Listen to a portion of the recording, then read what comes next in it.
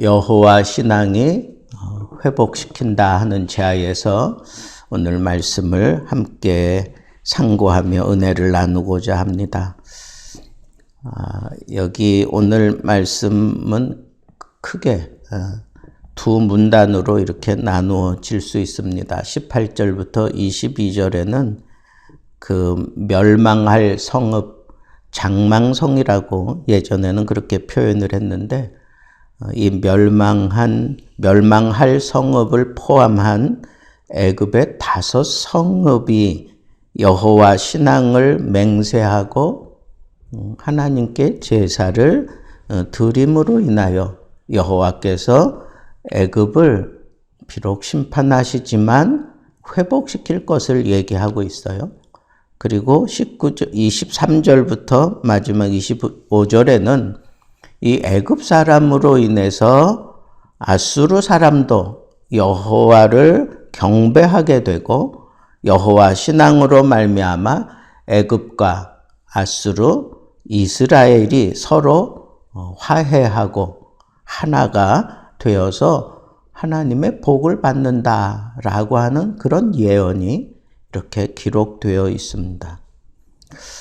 여러분, 지금 우리는 이 남유다가 멸망할 것을 예언을 하면서 그 남유다와 더불어 그 주변에 10개 나라에 대해서도 하나님이 멸망시킬 것에 대한 예언을 하나하나 지금 이렇게 살펴보고 있는 가운데, 이렇게 똥딴지같이 애굽도 그리고 이스라엘을 멸망시킨 이 아수르도 하나님을 경배하는 그런 때가 온다. 아니, 아수르가 멸망한다 하는 그런 예언이 거기 있는데, 또 오늘 본문에서는 이 아수르마저도 하나님을 경배하고 하나님을 섬기게 될 것이다 하는 이런 예언이 여기 이렇게 나타나 있는 것을 보면 순간적으로 이게 뭔가 하는 그런 생각이 들 수도 있습니다. 그런데 오늘 말씀을 통해서 우리에게 분명하게 세우려고 하는 건 뭐냐 하면, 이 세상 나라들은 저마다 자기의 방법을 가지고 나라를 정복하고 그 나라를 평안케 하려고 하는 그런 뜻을 가지고 목적을 가지고 전쟁을 일으키고 정복하고 그런다는 거예요. 그런데 이 전쟁을 통해서 나라가 일어나기도 하고 사그라들기도 하지만 진정한 평안과 기쁨과 만족과 그리고 형통함이 그 가운데 이루어지지는 않는다는 거예요.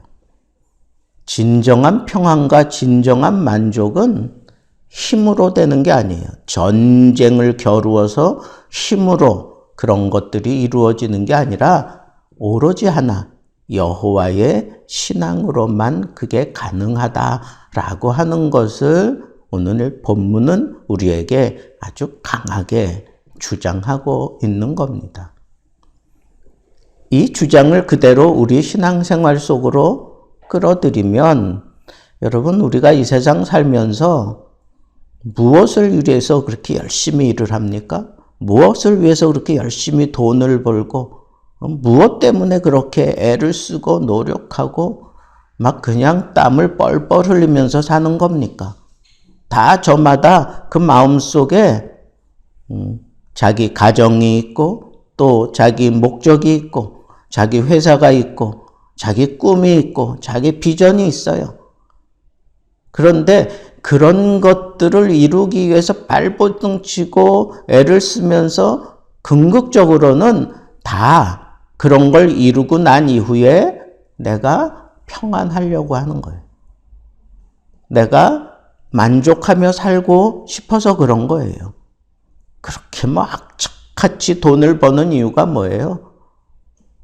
돈 벌고 난 이후에 내 삶이 평안하게 하기 위해서 그런 거예요. 돈이 있으면 어느 정도 그런 것들이 다 이루어지는 것 같잖아요. 요즘에 병이라고 하는 병, 정말 뭐 갖다 붙이면 다 병이 되는 것 같아요. 병원에 가서 환자들 신방할 때 보면 뭐 옛날에는 이거 병 취급도 안 했던 그런 것들도 다 병이래. 근데 그게 아주 심각해요. 무슨 정신적인 질환, 뭐 겉으로 막 나타나는 거 아니더라도 이 사람들이 스트레스, 노이로제 뭐 이런 것들로 인해서 병상을 의지하는 사람들이 요즘엔 너무 많아요. 그래서 듣도 보도 못한 그런 병명을 가지고 그 병하고 싸우고 있어요. 근데 그것도 돈 없는 사람은 그 병원에 있을 수도 없어요. 돈이라도 있어야 그 병원에서 그걸 치료를 받을 수가 있다고요. 그러니까 사람들이 그렇게 막 악을 쓰고 이를 악물고 돈을 벌고 그러는 것 같아요. 그 병 고치고 뭐 하려고? 궁극적으로는 평안하려고 그러는 거예요. 평안하려고. 여러분, 만약에 여러분들이 생각하는 유토피아가 있다면 그 유토피아에 만약에 거기서 이 평안이라고 하는 걸 싹 걷어간다고 생각해 보세요. 그게 유토피아입니까? 그게 천국입니까? 거기에 돈을 잔뜩 주고 황금을 주고 뭐 거기에 뭐 음악을 주고 이 세상에서 누릴 수 있는 모든 것들을 다 준다고 생각해 보세요. 그런데 거기서 평안을 싹 거두어 가면 거기는 유토피아가 아니에요. 천국이 아니에요. 지옥이지. 그러니까 우리 모든 인간들이 애를 쓰고 노력하는 최고의 목적은 뭐예요? 평안하게 살라 그러는 거예요. 평안하게. 그래서 우리가 대통령을 뽑고 그럴 때에도 저마다 그 마음속에 다 뭐가 있어요. 이번 대통령은 제발 우리를 좀 평안하게 살게 해줬으면 좋겠다. 그게 궁극적인 목적이에요. 뭐 경제 대통령, 뭐 무슨 대통령, 뭐 그러면서 뭐 말들은 많이 하지만 진정한 평가는 나 그 대통령이 통치하는 시대에 평안하게 살았어.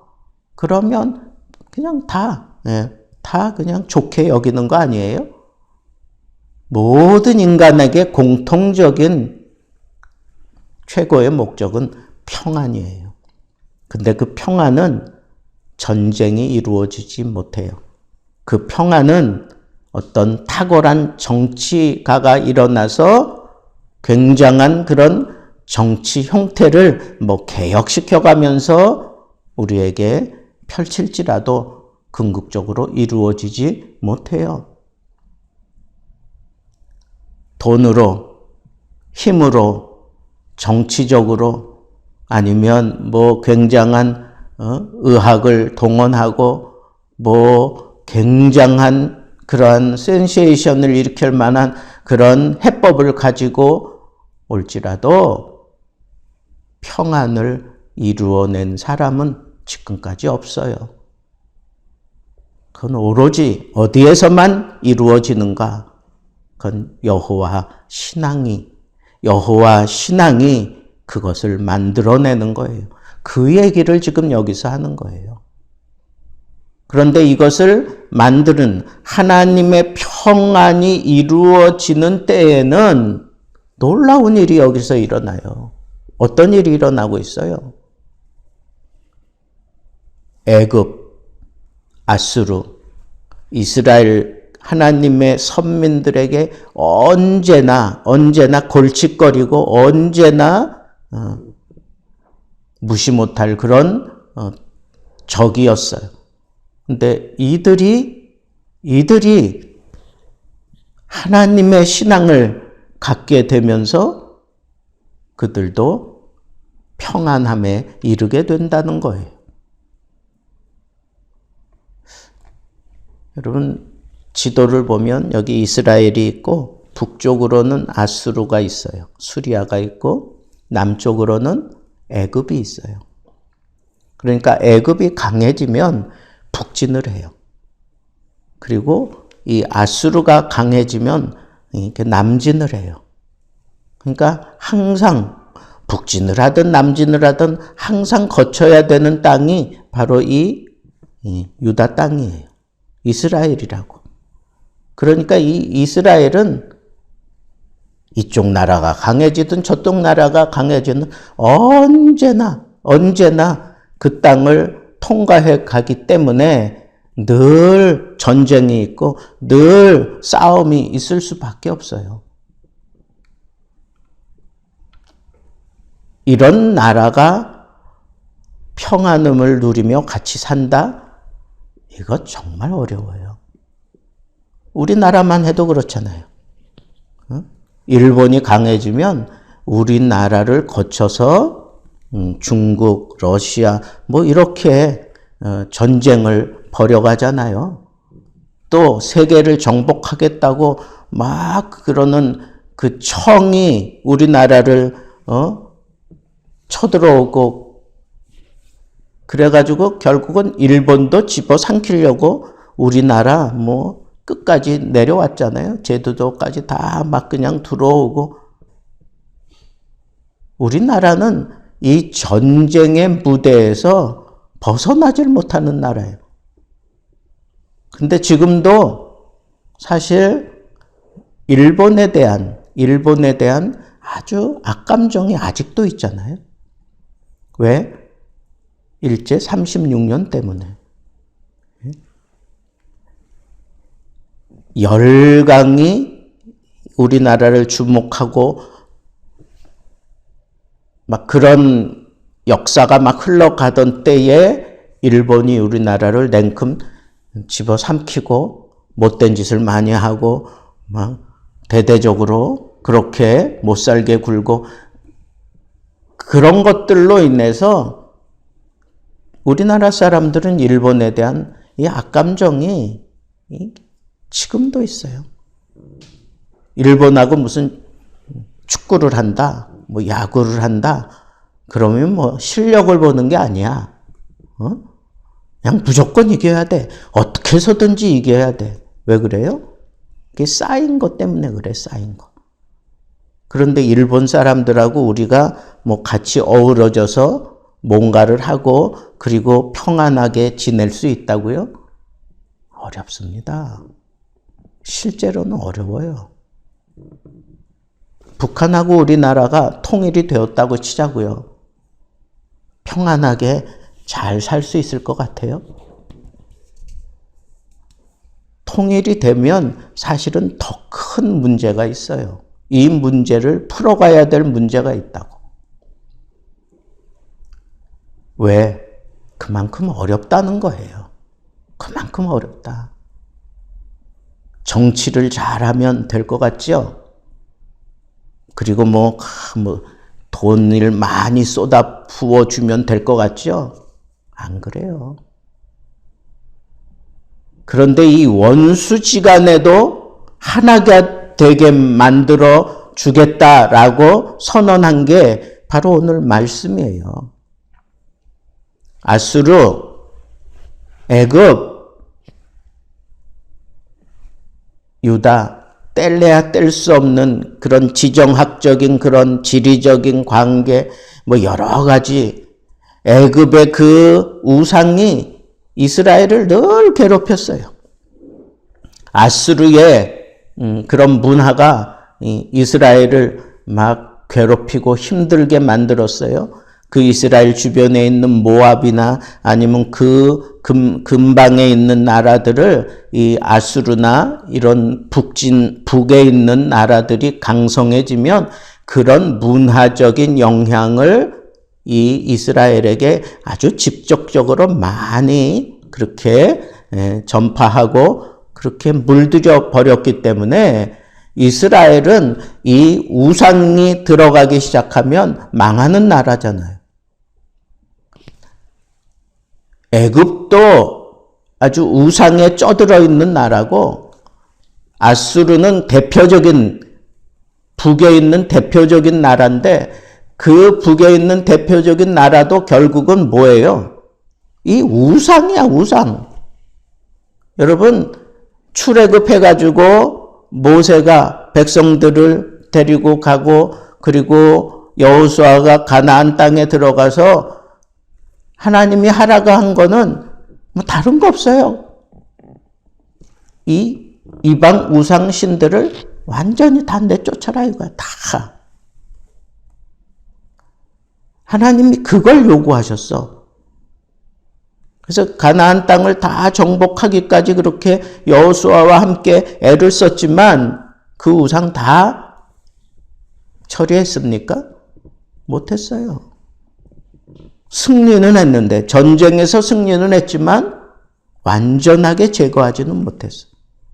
결국은 그걸로 인해서 이스라엘이 계속해서 어려움을 겪게 된다고 선지자가 예언을 하고 또 실제로 그런 역사를 이루며 살아왔어요.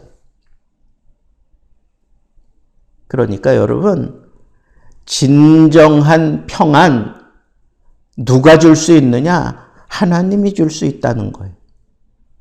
다른 우상이 줄 수 없어요. 다른 돈이 줄 수 없어요. 다른 어떤 매체를 통해서 우리에게 평안을 주지 못해요. 돈, 어떤 과학적인 힘, 세상에 잘난 여러 가지 많은 것들 동원을 할지라도 진정한 평안은 이루어지지 않아요. 그 얘기를 지금 여기서 아주 강렬하게 하는 거예요. 근데 하나님께서 궁극적으로 이스라엘 백성들에게 진정한 평안을 주기 위해서 하나님이 양면 작전을 쓰는데 첫째는 뭐냐? 첫째는 한 구원자, 예수 그리스도를 그 땅에 보내서 이미 더러워진, 우상으로 더러워진 그 모든 이스라엘의 이 죄악을 다 씻어내는 작업을 해요. 그 아들 예수 그리스도를 이 땅에 보내서, 메시아로 보내서 십자가의 희생을 통하여 다시 회복을 시키는 게 이게 하나님의 방법이었어요. 그와 더불어 또 한 가지 한 게 있어요. 그게 뭐냐? 이스라엘 땅에 진정한 평안을 주기 위해서 이스라엘만 평안하면 안 돼. 왜? 남으로 북으로 계속해서 그 통로 가운데 이스라엘이 있기 때문에 하나님이 쓰신 방법은 뭐냐? 아수르도, 남애굽도 다 하나님을 인정하게 만들고 하나님의 구원함을 받아서 하나님 앞에 예배하게 만들고 여호와 신앙을 갖게 만들고, 그럼으로 인해서 그들이 멸망 중에도 구원함을 얻고, 그리고 이스라엘 백성들이 구원함을 얻는 것처럼 아수르도, 애굽도 여호와 신앙을 가지고 그들도 동일하게 구원함에 이르게 만드는 거예요. 그래서 진정한 그 이스라엘 땅의 그 상징은 뭐예요? 그건 시온이거든, 시온.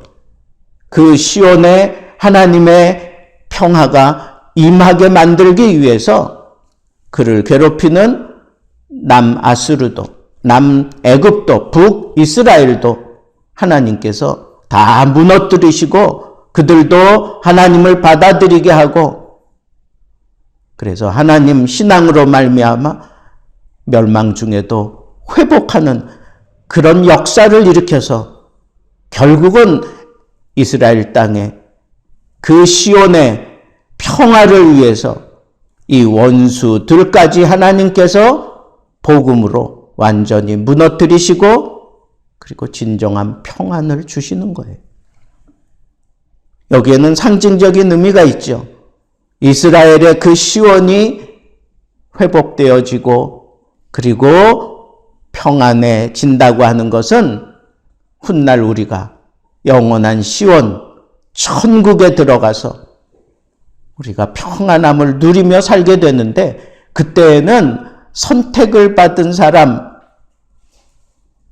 이스라엘, 육적인 이스라엘만이 아니라 영적인 이스라엘 된 우리들도 다 같이 그 천국에서 진정한 평안을 누리게 된다라고 하는 메시지가 여기 담겨져 있는 겁니다.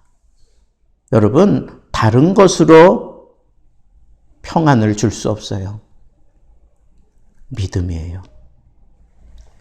여호와 하나님만 믿는 그 믿음을 심어 놓으면 가정도 회복이 되고 사회도 회복이 되고 그 가운데 그리스도의 통치를 받으며 평안함을 누릴 수 있다라고 하는 이 사실을 생각하고 여러분들의 삶 속에서도 똑같아요. 여러분들이 하나님 앞에 평안한 생활을 원하신다면 믿음 붙잡으세요.